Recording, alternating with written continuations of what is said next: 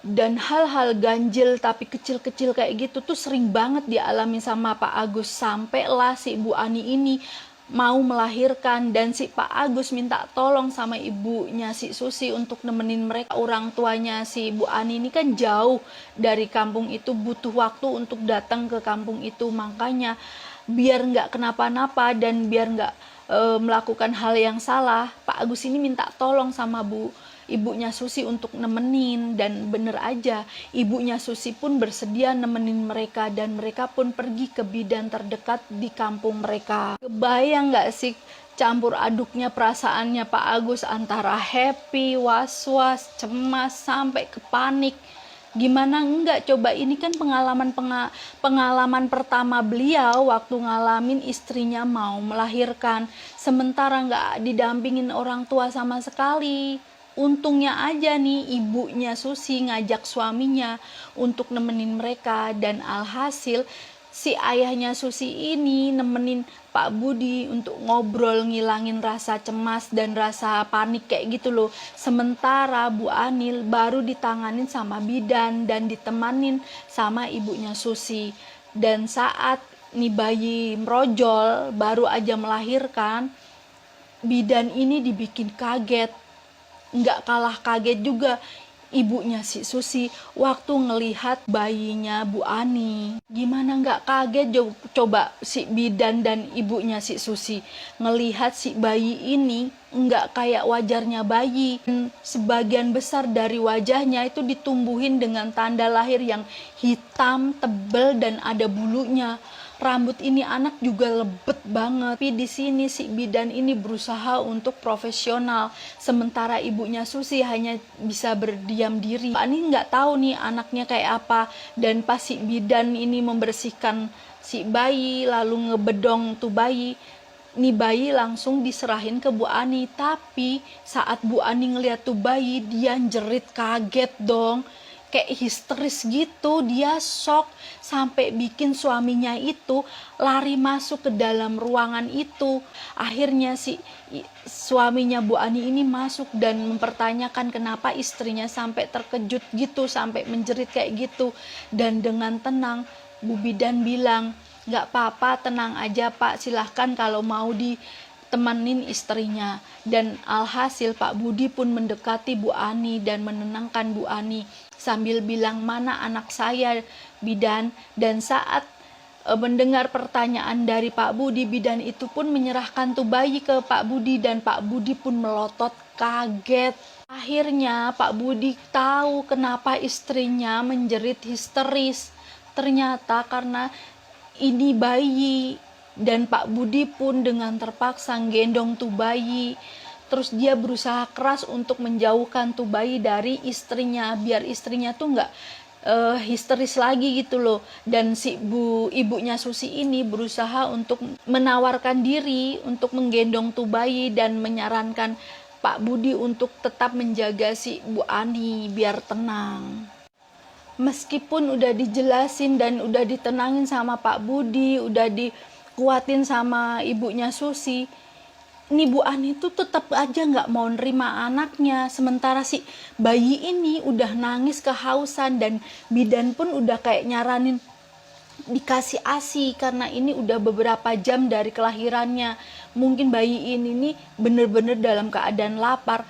Tapi Bu Ani bener-bener gak mau, dan Bu Ani ini kayak ngebrontak terus sampai akhirnya si Pak Budi ini memutuskan untuk nyuruh si bidan itu menyiapkan susu formula aja karena dia gak mau sampai istrinya kenapa-napa. Akhirnya si bidan pun menyiapkan susu formula untuk bayi yang baru lahir. Dan sementara itu Pak Agus lagi nenangin Bu Ani, dan Bu Ani tetap meyakinkan sama Pak Agus kalau dia nggak bakalan mau nerima karena itu bukan bayinya. Katanya dia bener-bener takut sama itu bayi. Dan Pak Agus pun bilang kalau Bu Ani ini nggak usah khawatir, dia nggak bakalan lihat itu bayi lagi, kata Pak Agus. Dan akhirnya Bu Ani pun tenang. Setelah beberapa hari di rumah bidan itu, akhirnya Bu Ani pun diizinkan pulang karena kondisinya sudah membaik. Tapi Bu Ani sekali lagi ngeyakinin sama suaminya bahwa dia nggak mau bawa bayi. Agus pun mengiyakan apa permintaan istrinya. Alhasil nih Pak Agus nih kasih rencana sama ibunya Susi. Jadi Pak Agus ini minta tolong sama ibunya Susi untuk merawat bayinya. Dia akan bayar berapa aja, yang penting ini bayi disembunyikan dulu. Jangan sampai istrinya ngelihat, kalau bisa jangan sampai juga nih para tetangga tahu. Seandainya tetangga pada tanya mana bayinya Bu Ani, Pak Agus nih minta sama ibunya si Susi ini, bilang aja kalau bayi mereka ini sudah meninggal, nggak terselamatkan. Walaupun sebenarnya ibunya Susi ini kayak nggak tega ngelakuin itu, tapi dia juga nggak tega ngelihat kondisi Bu Ani. Akhirnya iyain aja apa yang diminta sama Pak Agus, dan Bu Ani pun akhirnya pulang sama Pak Agus. Sementara bapaknya Susi dan ibunya Susi masih di situ. Sementara ibunya Susi dan bapaknya Susi nunggu beberapa jam setelah kepulangannya Bu Ani, baru dia bakalan pulang dan membawa bayi mereka. Terus mereka itu berencana untuk merawat bayinya ini di rumah. Dia nggak bakalan ngeluarin tuh bayi. Seandainya ini bayi tetap ada di dalam rumah, kemungkinan besar nggak akan ada yang tahu. Akhirnya keduanya pun pulang nih ke rumahnya secara diam-diam. Setelah dia memberikan uang bayaran pada si bidan itu, dan ibunya Susi ini pun nggak lupa untuk bilang sama nih bidan untuk jangan cerita-cerita tentang bayinya si Ibu Ani, dan si bidan ini pun mengiyakan karena itu emang haknya mereka, kata si bidan. Dan akhirnya keduanya pun pulang membawa itu bayi. Entah karena si ibunya Susi ini udah lama nikah tapi belum punya anak dan menginginkan banget anak, atau emang keduanya ini orang-orang yang baik sampai keduanya ini ngerawat si bayi dengan baik juga. Nih bayi tuh nggak pernah kekurangan sedikit apapun. Dia tuh bener-bener diperhatikan 24 jam secara bergantian.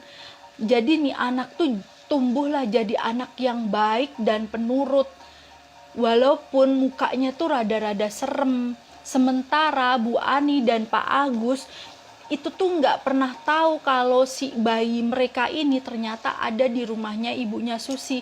Dan sementara Pak Agus ini tetap aja kayak memberikan uang untuk si anaknya ini dan untuk si ibunya Susi. Dalam pikirannya Pak Agus nih, yang penting tuh anak nggak nongol lagi, dia bakalan kasih berapapun gitu loh. Dan hal itu pun yang bikin Bu Ani nggak tahu banget kalau bayinya ternyata masih ada. Dan mereka pun hidup kayak biasanya aja, kayak nggak pernah punya anak, nggak pernah punya beban karena kehilangan anak. Sementara tetangga-tetangga mereka pun berpikir kalau anak dari Pak Budi dan Bu Ani ini beneran udah, tetangga-tetangga mereka pun berpikir kalau anak dari Pak Budi dan Bu Ani ini beneran udah meninggal. Sementara si ibunya Susi ini sibuk mengurusi anaknya di dalam rumahnya tanpa pernah dia keluarkan. Dia tuh jadi kayak sedikit punya waktu untuk kayak dulu lagi ngobrol di warung atau ngobrol di rumah tetangga. Bu Susi ini bener-bener suka banget di dalam rumah. Nggak sih bikin heran tetangganya, karena emang ibunya Susi ini terkenal orang yang rajin dan suka melakukan pekerjaan apapun.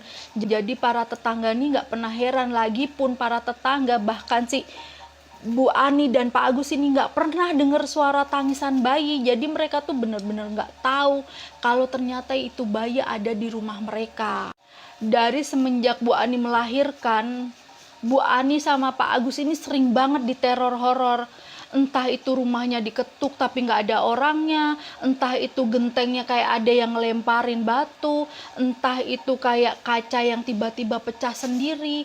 Dan kadang-kadang juga kompor di dalam rumahnya Bu Ani ini sering banget nyala, dan apa yang ada di atasnya secara otomatis kayak gosong gitu loh, karena mereka kan nggak tahu kalau api itu nyala dan ngebakar apa yang ada di atasnya. Pernah nih ya, di suatu hari ada kayak kain yang nempel di itu kompor, dan kompor itu tiba-tiba nyala sendiri, sampailah hampir aja kebakaran karena meja dari kompor itu yang terbuat dari kayu tuh udah hampir terbakar habis.